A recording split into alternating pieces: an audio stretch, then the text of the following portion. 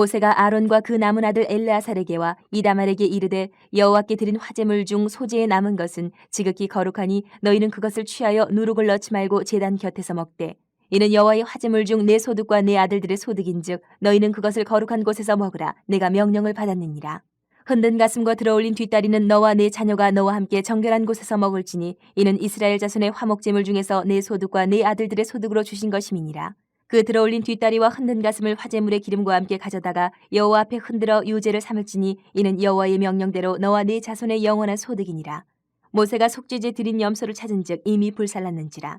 그가 아론의 남은 아들 엘르아살과 이다말에게 노하여 이르되 이 속죄제물은 지극히 거룩하거늘 너희가 어찌하여 거룩한 곳에서 먹지 아니하였느냐. 이는 너희로 회중의 죄를 담당하여 그들을 위하여 여호와 앞에 속죄하게 하려고 너희에게 주신 것이니라. 그 피는 성소에 들여오지 아니하는 것이었으니 그 제물은 너희가 내가 명령한 대로 거룩한 곳에서 먹었어야 했을 것이니라. 아론이 모세에게 이르되 오늘 그들이 그 속죄제와 번제를 여호와께 드렸어도 이런 일이 내게 임하였거늘 오늘 내가 속죄제물을 먹었더라면 여호와께서 어찌 좋게 여기셨으리요. 모세가 그 말을 듣고 좋게 여겼더라. 큰 충격은 상처를 남깁니다. 우리에게 마음적으로든 육체적으로든 남기는데 그 상처가 극복하기 전까지 이제 예전처럼 행동하기 좀 힘들게 만드는 것 같아요.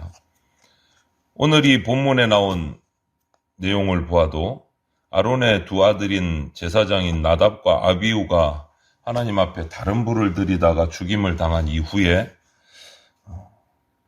있는 그 모습을 기록하고 있어요. 힘들었겠죠. 아버지 입장에서 두 아들을 잃었고 그 가족들은 또 형제들을 잃었고 그런데 그 죽음 이후에 모세가 아론과 남은 그 두 아들을 다시 온전한 하나님의 제사장으로 세워가는 모습이 나와요. 충격 가운데 있고 아픔을 겪고 있지만 그렇게 앉아있으면 안 된다라는 거죠. 그래서 모세가 아론을 다시 세워가는 방법은 오늘 보면 변함없이 제사장으로서의 직분을 확인하고 하나님께 부름받은 자로서의 삶을 확인하고 충격 가운데 있지만 하나님의 사명을 이루어가게 하는 것이 그 방법이었어요. 특별한 방법이 아닌 거예요. 종교개혁자 칼빈이라는 사람은 이런 주장을 했어요. 모든 직업이 하나님께서 주신 거룩한 직업이기 때문에 직업 소명론이라는 걸 얘기하면서 그 얘기를 했어요. 성도는 먹고 살기 위해서 일하는 것이 아니다. 그럼 뭐냐? 하나님의 소명에 응답해서 주어진 일이라면 그 일을 감당하면서 하나님의 은혜로 사는 거다. 먹고 살기 위해 사는 거 아니다. 라고 얘기를 했어요. 성도로서 자신에게 주어진 거룩한 사명을 감당함으로 어떤 상황에서도 감당함으로 하나님의 은혜 가운데 살아가는 것이 성도의 삶이다 라고 얘기를 한 거예요. 이것이 오늘 이 아론과 그 가족들 형제들에게 동일하게 적용이 되는 것 같아요. 아론의 두 아들 나답과 아비후가 죽자 모세는 아론과 다른 두 아들에게 제사장 직분을 계속 감당할 것을 이야기를 합니다. 하루아침에 아들 둘을 잃었고 형제를 잃었는데 그럼에도 불구하고 제사장의 사명을 내려놓을 수 없다라는 거예요. 그래서 남은 두 아들을 불러서 엘르아살과 이다말에게 화제물, 소제물 중에 남은 것을 누룩을 넣지 말고 제단 곁에서 먹으라. 이렇게 하나님의 명령을 전달을 합니다. 누룩을 넣지 말라. 이 말은 누룩이 곧 죄를 상징하는 거기 때문에 누룩을 넣지 말고 그냥 먹으라는 거예요. 하나님이 이스라엘 백성에게 지키라고 명령한 절기 중에 무교절이라는 게 있어요. 성결을 상징하는 무교절은 하나님 앞에서 순결함, 거룩함을 유지하기 위해서 무교절에는 누룩을 넣지 않는 떡을 만들어서 먹도록 해요. 그리고 오늘 모세는 하나님이 이스라엘 백성 화목제물 드린 것 중에 뒷다리, 요제로 드린 가슴 부분을 제사장의 몫으로 주었고 아들들이 정결한 곳에서 먹도록 명령을 합니다. 그냥 변함이 없는 거예요. 어제 장례를 치렀는데 사고가 나서 오늘 변함없이 제사장의 직분을 감당하라는 거예요. 왜? 하나님이 부르신 불러서 거룩하게 세우신 직분이고 주신 사명이기 때문에 힘들고 어렵고 아픈 가운데 있지만 하나님의 사명을 기억하면서 이겨내라는 거예요. 이겨내라는 거예요. 거룩한 제사장의 일을 감당하라는 거예요. 그렇게 할 때 하나님이 너에게 또 소득도 주시고 은혜도 주시고 성결하게 하신다라는 거예요. 아픈 가운데 눌러 앉아 있어서 아픔에 휘둘려서 괴로워해서 얻는 것이 없다라는 거예요. 성도는 요즘 계속 이 제사법을 하면서 제가 계속 말씀드리지만 성도는 하나님께 왕같은 제사장으로 부름받은 사람들이에요. 저하고 여러분하고 동일하게. 영적인 제사장이란 말이에요. 부름받았어요. 소명으로 주어진 일이 우리에게는 제사장이라는 직분이 있어요. 내 삶이 조금 어려워도 아니면 또 조금 바빠도 잘 나가도 슬퍼도 우리는 하나님의 은혜로 주어진 제사장 직분을 변함없이 감당해야 된다. 하나님의 사명을 감당할 때 내게 필요한 것들을 채워주시고 또 그것들을 사용해서 내 삶을 평안하게 유지할 수 있도록 은혜를 베풀어 주신다는 거예요. 아픔을 이기는 방법, 충격을 이기는 방법, 오늘 말씀하신 것이 하나님께서 내게 주어진 직분과 은혜를 변함없이 그대로 누리면서 살아가라는 거예요. 그래서 모세가 속죄제로 드린 염소 제물을 가져오라 라고 명령을 하니까 아론과 그 아들들이 이미 불살랐다고 얘기를 해요. 모세가 여기서 또 한 번 책망을 하고 노합니다. 그 제물의 일부는 다 드릴 것이 아니고 일부는 거룩한 곳에서 제사장이 먹어야 되는 몫이 포함이 되어 있는데 그것까지도 다 불살라 드렸다라고 하니까 노해서 책망을 했어요. 은혜, 나눠 먹는 것도 하나님의 은혜이고 드리는 것도 하나님의 은혜인데 하나님이 정한 규례를 왜 또 지키지 않았느냐라고 책망을 한 거예요. 이 책망에 대해서 아론이 해명을 하는 것이 이래요. 지금 두 아들이 범죄해서 하나님 앞에서 죽임을 당했고 그 사건으로 인해서 우리가 마음이 아프고 생각이 복잡하고 고통 가운데 있는데 준비되지 않은 우리가 평정심을 가지지 못하고 하나님 앞에 준비되지 않고 비통함을 가지고 있는 우리가 하나님께 드린 제물을 먹는 것은 합당하지 못하다 라고 설명을 하니까 그제 그 해명에 대해서 모세도 공감을 하고 오늘 보면 좋게 여겼더라 이렇게 기록을 하고 있어요. 하나님의 공의는요 기계적인 게 아니에요. 그 정황과 상황들을 살펴서 하나님께서 허용하시고 용납하시고 용서하시는 부분들이 있어요. 그래서 우리는 하나님을 그냥 공의의 하나님, 두려운 하나님으로만 보는 것이 아니고 자비롭고 은혜로운 하나님도 우리가 만날 수 있게 되는 거예요. 우리 마음 중심이 가장 중요한 거죠. 이러한 모습은 제사장들이 거룩한 곳에서 제물을 먹고 마시는 이런 모습은 오늘날로 가져오면 우리가 성찬식에 참여하는 것과 비교할 수 있을 것 같아요. 성찬식에 참여할 때 마음에 거리낌이 있거나 회개하지 못한 죄가 있으면 참여하지 않는 것이 좋겠다라고 목회자가 얘기를 하는 이유가 여기 있어요. 하나님의 은혜를 받아 누릴 때 내 상태가 준비되지 못했다면, 내 상태가 거룩하지 못하다면 먼저 회개하는 게 우선이라는 거예요. 먼저 나를 깨끗하게 하나님 앞에서 준비하는 게 먼저다라는 거예요. 하나님은 마음 중심을 보시는 분이세요.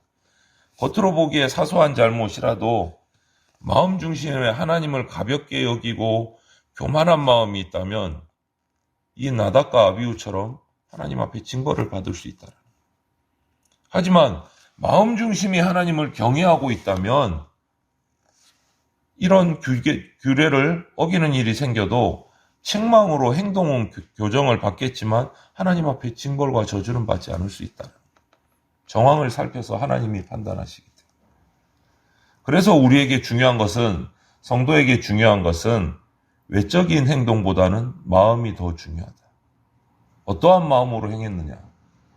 마음 중심이 언제나 하나님께 향해 있어야 된다. 그것이 은혜를 누리는 성도의, 왕같은 제사장 된 성도의 마음이다, 자세다라는 거죠. 그런데 오늘날 우리를 보면, 우리의 삶을 돌아보면 그냥 군데군데 우리 그냥 주변이 가면 갈수록 그런 하나님의 은혜와 영광을 막는 시대를 살아가고 있어요. 분산되고 산만하고 이런 시대를 살아가고 있어요. 그러다 보니까 우리 공동체 예배까지도 막 산만해졌어요. 또 최근에는 2, 3년간 코로나라는 질병 때문에, 전염병 때문에 더 예배가 흐지부지 되는 모습을 보이고 있어요. 마음만 먹으면 굳이 예배당에 나가지 않아도, 성도들과 만나서 교제하지 않아도, 성찬의 식탁에 나오지 않아도, 목회자를 통해서 직접 선포되는 하나님의 말씀으로 설교를 듣지 않아도, 그 현장에서 듣지 않아도 아무 때나 아무 장소에서나 내가 듣고 싶은 설교자의 설교를 손가락 하나로 터치해가지고 불러내는 시대가 돼버렸어요. 여기에 하나님의 무슨 영광이 있겠습니까? 이 목사님은 나한테 찔리는 말씀, 이 목사님만 설교 안 듣고 이쪽 교회 목사님 설교 들어야지. 이 목사님 설교가 나한테 딱 맞아. 여기에 무슨 영광이 있습니까? 여기에 무슨 엄숙함이 있고 진지함이 있어요. 자기 스타일에 맞는 설교를 듣고 싶어하고, 자기 입맛에 맞는 설교를 골라서 듣고, 자기에게 찔리는 설교는 듣지 않고, 과연 이 모습이 오늘날 교회 성도가 하나님을 자기의 주인으로 생각하고 있는 모습일까요? 그런 의문이 들어요. 과연 우리가 하나님을 생각하고 있는가? 예배를 드릴 때 하나님의 그 어미하심, 위엄을 우리가 느끼면서 하나님 앞에 조아리고 있는가?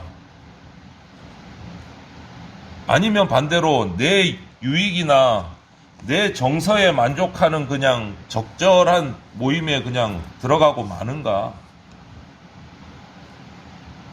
걱정스럽지 않습니까?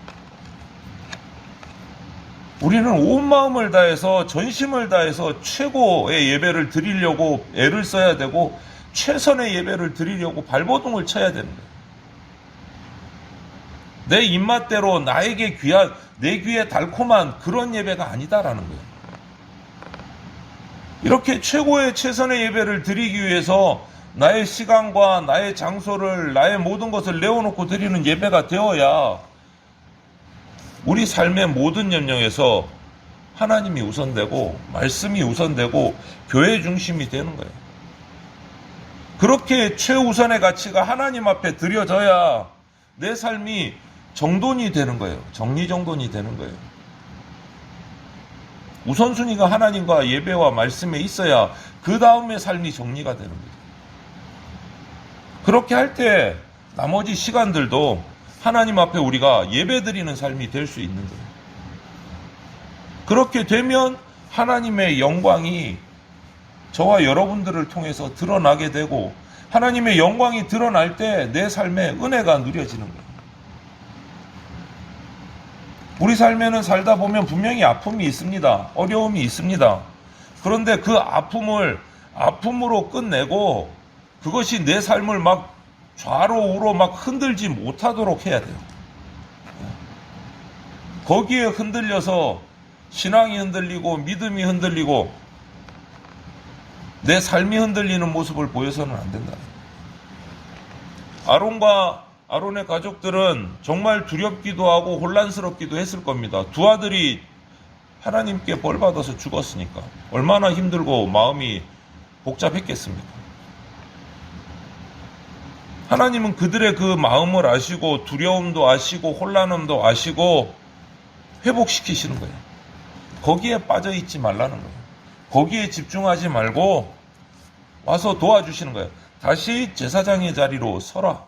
하나님 앞에 집중하라는 거예요. 아픔에 집중하지 말고 하나님이 주신 은혜에 집중해서 하나님의 사명을 감당할 때 하나님이 채워주시는 은혜를 누리고 그것을 나누고 살아가는 성도가 되라는 거예요.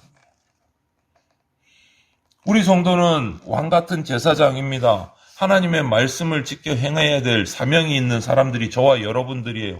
거룩하게 행해야 될 것이 우리의 삶이 되어야 됩니다. 그때 하나님이 베푸시는, 채우시는 은혜를 누리게 되는 거예요. 우리에게 사명을 주시고 그 사명을 감당하게 하시고 그 사명을 감당할 때 먹을 것과 입을 것과 누릴 것을 주시는 그 하나님의 은혜를 경험하면서 감사하고 찬송하는 예배를 드리는 그러한 왕같은 제사장의 삶을 살아가시는 저와 여러분들이 되기를 주님의 이름으로 축원을 드립니다.